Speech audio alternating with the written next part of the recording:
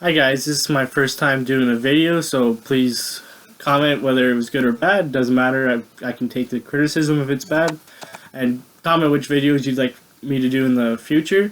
So I'm going to talk about the Toronto Maple Leafs 2016 offseason. The first moves that they did is they re-signed Nazem Kadri to a 6-year, $4.5 million a year deal.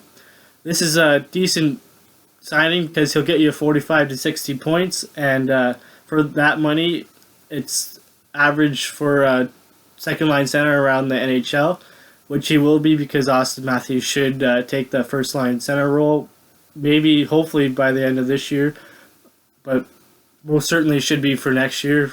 He should have it. Second deal that they did, they signed Morgan Riley to a 6-year deal as well, worth $5 million. This is a great deal, I believe, because I really like Morgan Riley. I believe either him or Austin Matthews will be the future captain of the Maple Leafs. And this year was his best year, totaling 27 points. So hopefully he can improve that, get like 35 to 40 the next year or two, which I believe he could with the increased ice time that Mike Babcock is giving him. So that was a pretty good deal in my opinion. Next, they signed Nikita Zaitsev to a 1-year, $925,000 contract. This is a low-risk deal because it's only for a year, and could be a high reward because he did put up decent points in the KHL. 2 years ago, he played 57 games and got 32 points. And this year, or this previous season, he played 46 games and got 26 points. So pretty decent offensive numbers, and at only a year, if he doesn't pan out, then it's not that bad. Next, I'm going to talk about the draft. You can't really go wrong with drafting Austin Matthews. I believe he's going to be hopefully the franchise center that they needed since Matt Sundin left.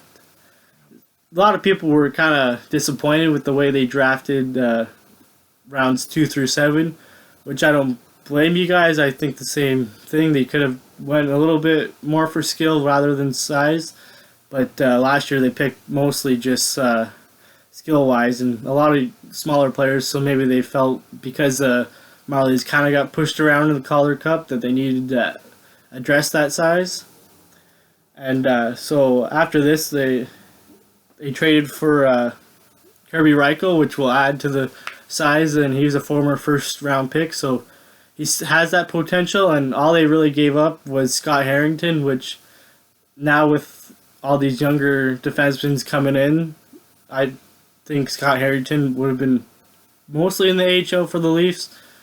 At least this year and probably next year for sure he'll be in the AHL because of all the younger defensemen Toronto has. So that's a pretty good deal I think Toronto made. So in the free agency they didn't do a heck of a lot, and they didn't really. But they didn't need to. They're rebuilding, so they signed Matt Martin to a 4-year deal worth $2.5 million a year. I don't really like this deal that much. It's for 4 years. I would have liked it around 2 years. At 4 years, I would have liked a little less money, but Toronto's not going to be a cap team for quite a while, so not a huge problem. And then next they signed Roman Polak to a 1-year deal, $2.25 million.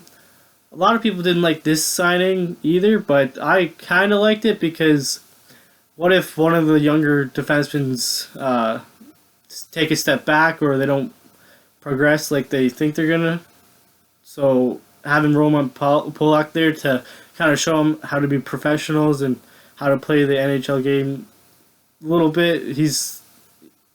Mike Babcock really liked him, and he knows Mike Babcock's system, so that's a plus.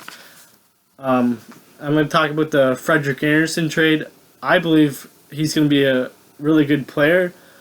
5 years, $25 million total, $5 million average is a big contract for a goalie that hasn't proven that he can be a starter. He's played 40 to 50 games a season for the last 3 years, which is quite a bit, but he's never really fully given that number one job, which he's going to be given in Toronto. So hopefully he lives up to it. I believe he can, and we've been needing a starting goalie for quite a long time, probably since Ed Belfour left. So hopefully he pans out the way they think he's going to do. Plus, Lou Lamoriello has proven history with goaltenders, kind of, because he had the chance to draft Martin Brodeur, which we all know how that turned out, and Corey Schneider, which he acquired from Vancouver and New Jersey, was has turned out to be a pretty good deal. So hopefully that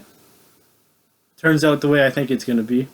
Next, I'm just going to talk about one player that I think they should have re-signed, which was P.A. Parento. I really liked him last year as a Leaf. He did get 20 goals, and with a young team, they need just to be able to watch kind of how it should be done on the ice and off the ice, which I think P.A. Parento still has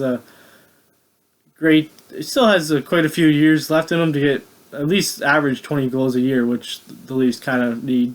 So hopefully that doesn't hurt with the young kids if any of them don't play up to what they're supposed to this year, that they don't miss P.A. Parento. I think they should have re-signed him, but I guess they didn't think so. Or maybe he wanted too much money from them. So they just signed a couple days ago Peter Holland and Frankie Corrado to avoid arbitration.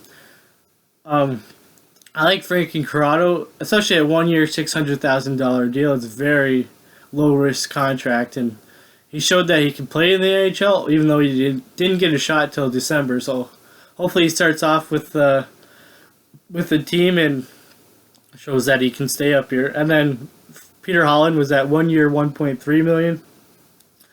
I don't see him having much of a future with the Leafs, especially now they got Matthews, Bozak, Kadri, all 1, 2, and 3. So I know he can play the wing and center, so that might help him with the Leafs. And if one of the young kids doesn't play up to the way they're supposed to, I guess he can jump in that role. He can move up and down the depth chart, but I don't think he's going to have much of a future with the Leafs, which I kind of like him, so I hope he does. And lastly, they just signed Trevor Moore to a 3-year deal with $925,000. Kind of a good deal that I think, because they didn't have to give up anything. He was just a free agent at 21. He's almost a point per game at the University of Denver the last 3 years. He played 121 games and got 120 points. So hopefully he can have some success in the NHL. I know coming from the college leagues and university leagues to the NHL is quite different, but he's had some pretty good success there, so hopefully he continues that in the NHL. Alright, thanks for watching. Like if you actually liked it. Comment if you think I should do some more videos, or if I shouldn't, you can comment that too, and have a good day.